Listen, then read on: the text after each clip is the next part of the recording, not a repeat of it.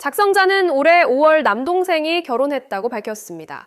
속도 위반 결혼이었지만 가족들은 올케가 부담을 느끼지 않도록 나름 신경을 많이 썼다고 하는데요.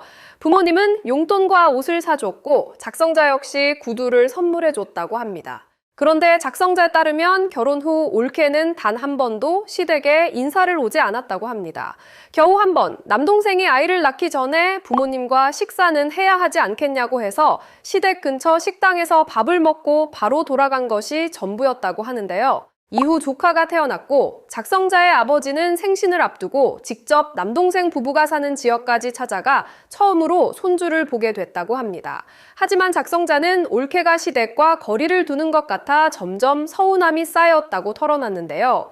특히 작성자는 남동생의 부탁으로 돌잔치 업체를 대신 알아봐주고 있었다고 합니다. 그러던 중 한 업체가 베이비페어에 직접 방문해보는 것을 추천하자 작성자는 해당 내용을 남동생에게 전달했다고 하는데요. 그런데 남동생은 올케가 아기를 데리고 1시간 거리를 어떻게 가겠냐며 되려 작성자에게 같이 가달라는 이야기를 전했다고 합니다. 작성자는 본인 역시 직장과 생활이 있는 사람인데 정작 자신의 의견은 묻지도 않은 채 당연하다는 듯 이야기가 흘러가는 것 같아 답답했다고 밝혔는데요.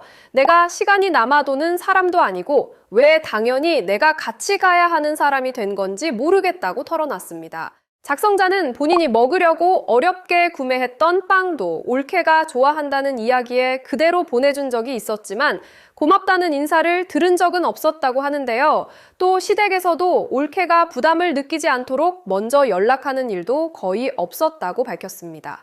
하지만 그렇다 하더라도 시아버지 생신 정도에는 축하 전화 한 통쯤은 할 수 있는 것 아니냐며 이 정도면 충분히 배려하고 있다고 생각했는데 올케에게 점점 거리감만 느껴진다고 털어놨습니다. 다만 부모님께는 올케 입장도 이해해야 한다며 좋게 설명하고 있다고 밝혔는데요. 그래도 올케가 결혼 후 아이를 낳을 때까지 시댁에 거의 오지 않은 점은 아쉽게 느껴진다고 덧붙였습니다. 사연을 본 누리꾼들의 반응은 작성자와 달랐습니다. 생판 남이었는데 결혼했다고 갑자기 시부모를 친부모처럼 대하는 게 쉬운 사람만 있는 건 아니다. 밖에 아예 안 나가는 상황이라면 조금 더 기다려봐야 한다는 반응이 나왔는데요. 또 다른 누리꾼들은 아직 아기가 100일도 안 됐는데 좀 기다려라. 애 돌 전까지는 건드리지 않는 게 좋다는 의견을 내놓기도 했습니다. 또 용돈, 옷, 빵 같은 건 안 받아도 그만이다. 시댁을 안 보고 살아도 올케 입장에선 크게 아쉬울 게 없을 수 있다며 작성자의 기대가 너무 큰 것 같다는 반응을 보이기도 했습니다.